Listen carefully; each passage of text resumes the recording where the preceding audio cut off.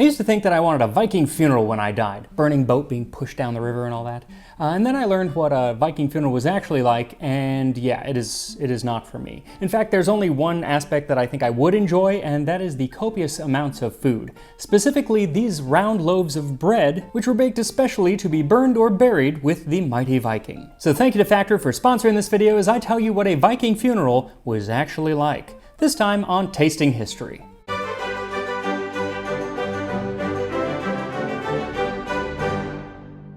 So when it comes to the Viking Age, we know far less than we probably would like to know because, for the most part, what we know about them comes from outsiders writing about them, people writing hundreds of years after the end of the Viking Age, and, of course, archaeology. And it's the archaeology that can tell us a bit about what this Viking funeral bread was like. Now, this bread was baked for the purpose of being laid at the side of the deceased, kind of as a little snack on their way to Valhalla. And there was no one way that this bread was made. Different fragments have been found at different burial sites, like the one at Birka in Sweden. And with some amazing technology, they've been able to determine what some of the ingredients in the breads were.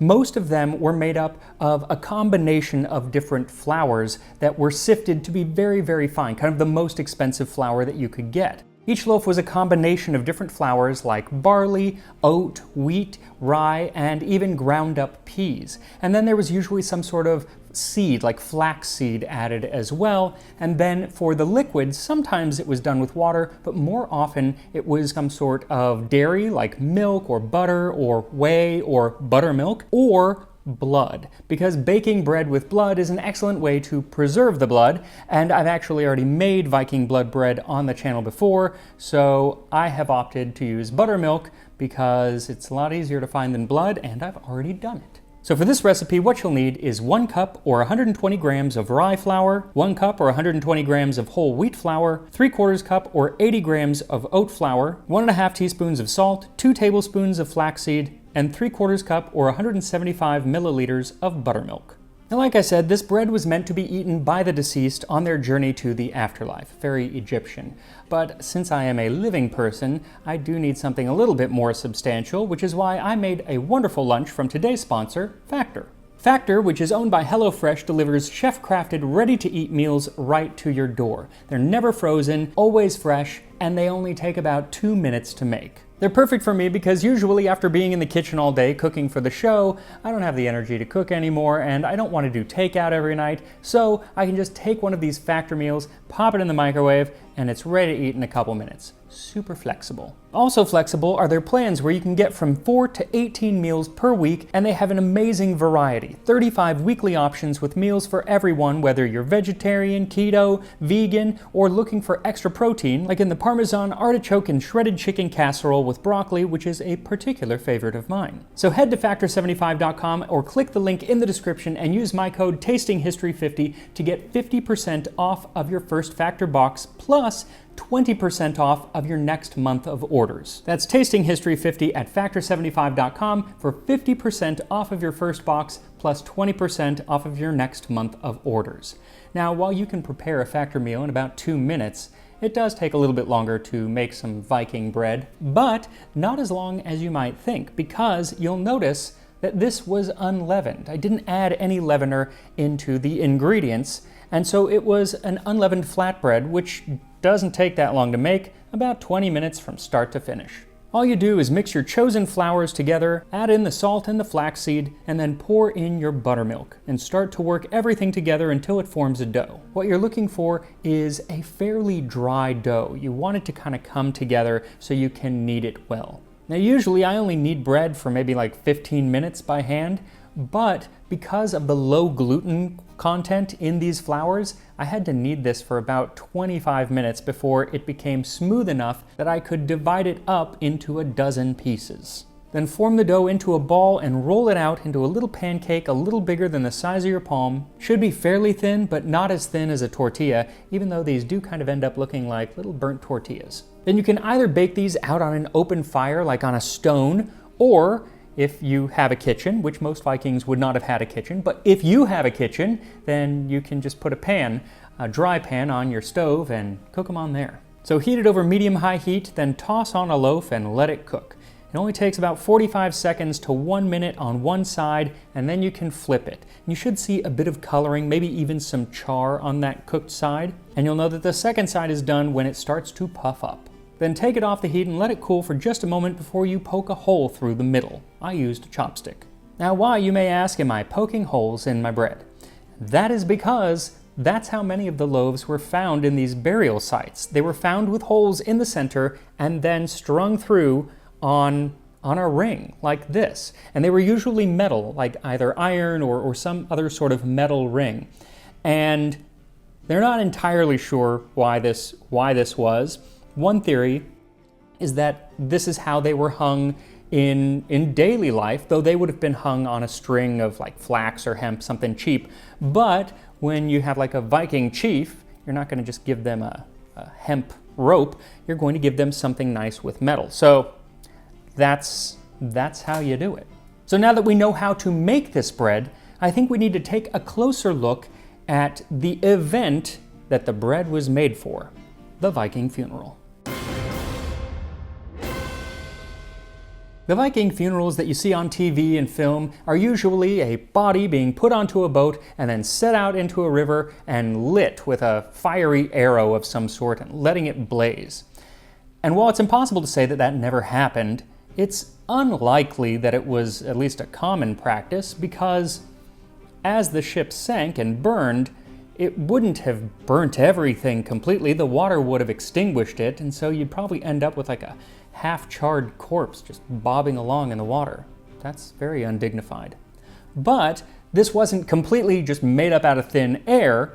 It is based in some reality. Many a powerful Viking, and I use the word Viking to refer to kind of everybody of the Nordic culture at the period, rather than just meaning the raiders. Many a powerful Viking has been found buried or burnt and buried with a Viking longship. One of the most famous archaeological sites in the Nordic region is the Oseberg burial mound. In the center of this site was a well-preserved Viking longship in exquisite condition. Dating from around the first third of the 9th century, it is 70 feet long, nearly 17 feet across, and was fitted with a 30-foot mast and 15 oars on each side. What's interesting is that while this tended to be a male-dominated society, at least amongst their leaders, the people on this boat were actually women. It was two women. One was about 80 years old. The other was considerably younger, either 25 or 30 or 50, depending on what method they used.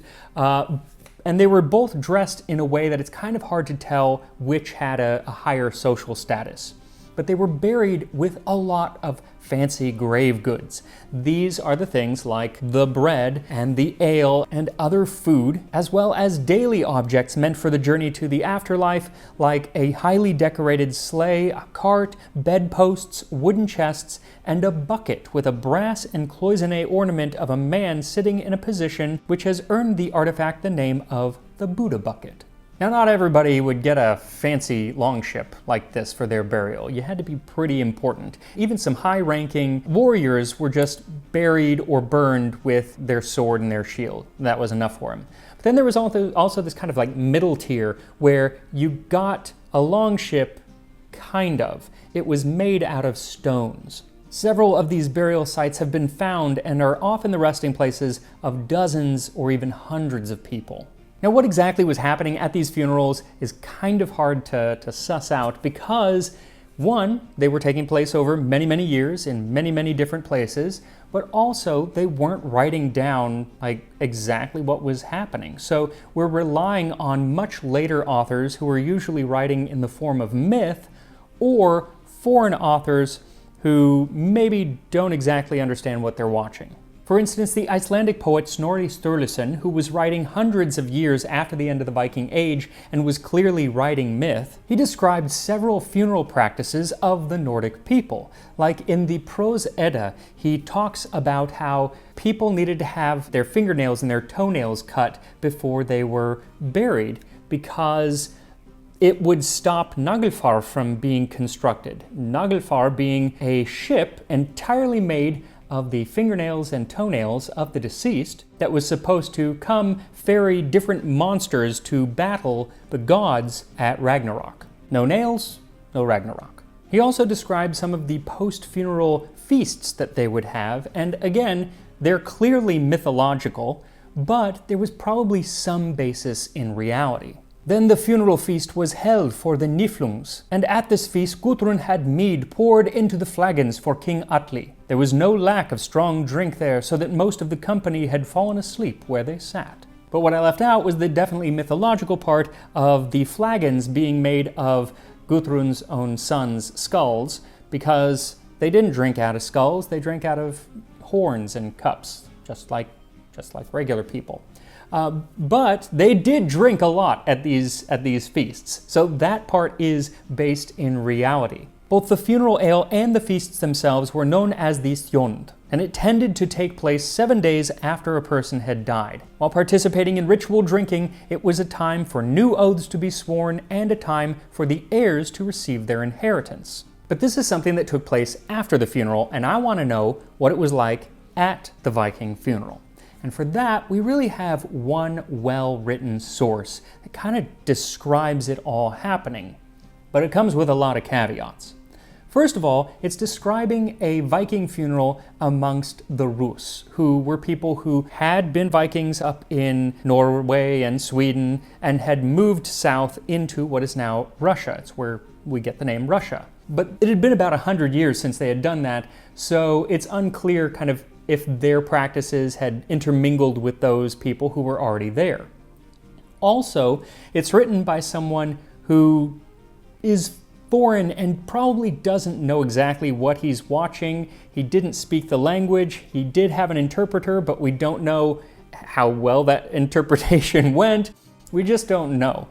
He was from Arabia, and he was a traveler named Ibn Fadlan, and he had gone up there and spent time with these Vikings and wrote down a bunch of stuff about them. He definitely had some biases against them, but he was really interested in what their funeral practices were like, and he finally got to watch one and he wrote them down. So again, we don't know, maybe this was a one-off. We don't know who got this treatment. We don't know if it was all over the Viking world or just in this one place, but it's the best we got. It's the account of the funeral of a wealthy chieftain, and Fadlan says that after the chief has died, they placed him in his grave, which they covered with a roof, and they left him there for 10 days, waiting while they finished cutting and sewing his garments. They gather his fortune and divide it into 3 portions, one for his household, one for the making of his funeral clothes, and another for the alcohol that they will drink on the day that his slave girl kills herself and is burned with her master. They are addicted to this drink. They drink it night and day, and sometimes one of them dies, cup in hand.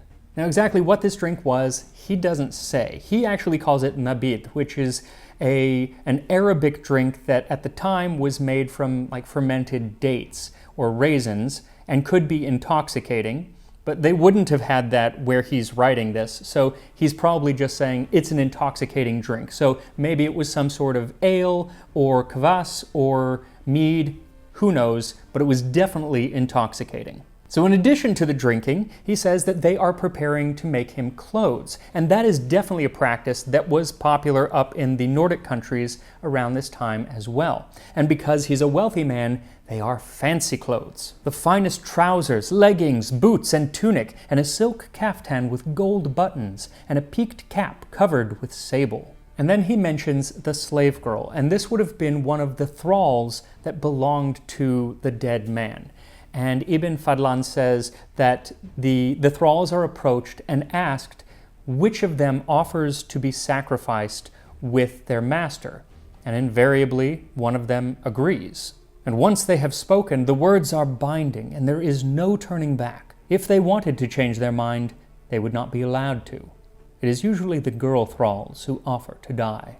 And lest the girl change her mind, get cold feet about the whole thing, she is put with 2 other girls who watch her day and night and do not leave her side for the next 10 days while the clothes are being prepared. And during this time, the girl, rightly so, drinks, and drinks a lot. And she dances and sings, and according to Fadlan, is very cheerful and happy. Then when the day came that the great man and the female thrall were to be set on fire, I went to the river where his boat was moored. I saw that they had beached his boat, and it was supported by 4 posts of kadank wood, and a wooden frame had been erected. The boat was hauled up to rest on top of the structure. And then they built a yurt, or sort of tent, on the boat, and inside of that they built a bed. It was just mattresses and some Byzantine silk brocade cushions. And then an old woman comes, who Fadlan says they call the Angel of Death. And she's the one who's in charge of making the bed. She's the one in charge of preparing the funeral clothes. And, as her moniker would suggest, it is she who kills the slave girl. I saw that she was a witch, thick-bodied and sinister. And only when she's arrived do they exhume the body, and they dress it in the clothes, and then they bring it aboard the ship.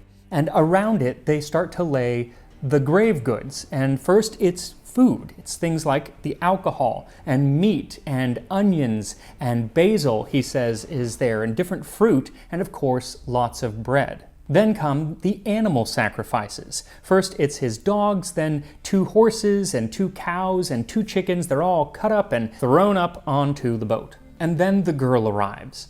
And at this point, I am going to give you a warning. Something I don't think I've ever done in a video, so pay attention.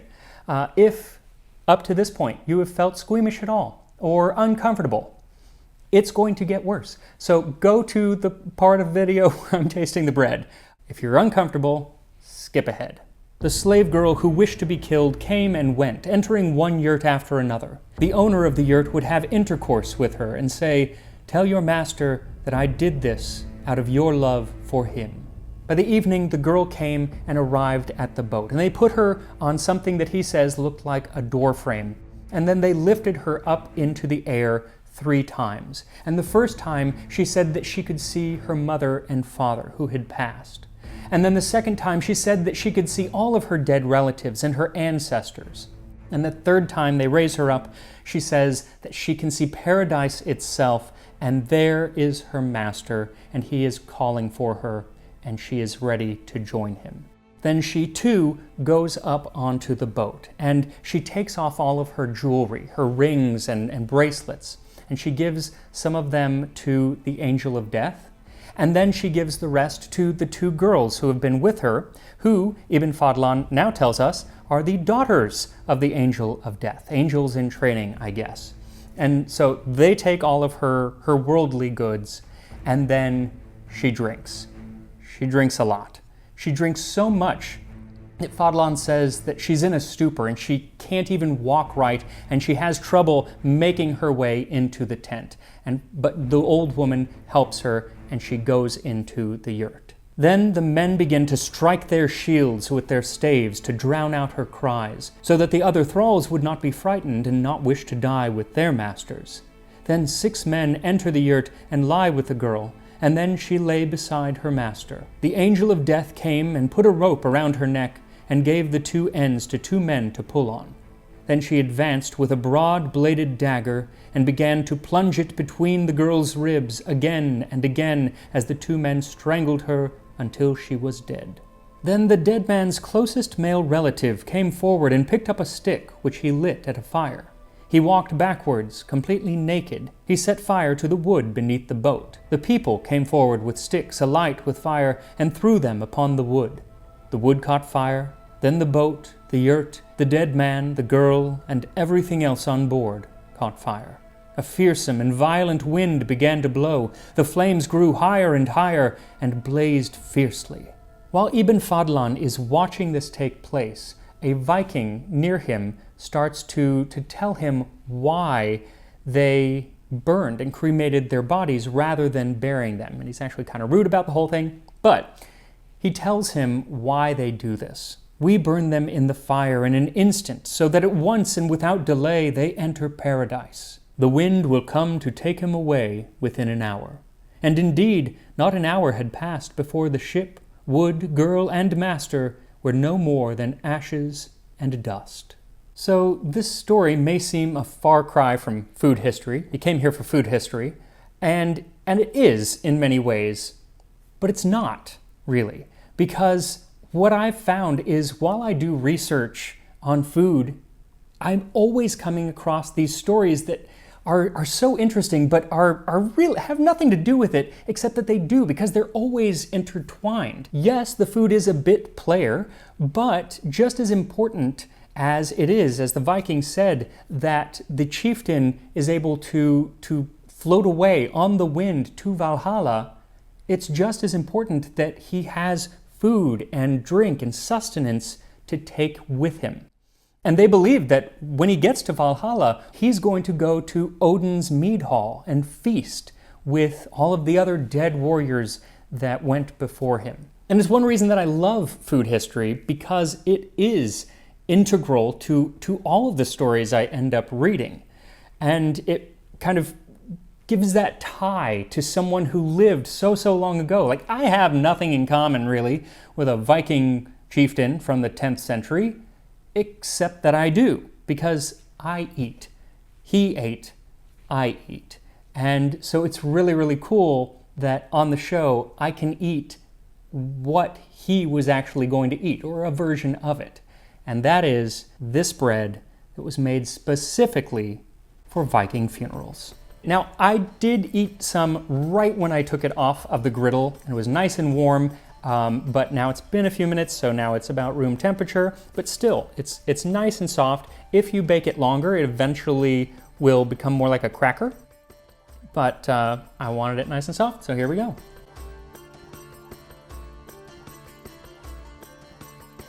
Tastes kind of like pita. It's actually really flavorful. The buttermilk was a good idea.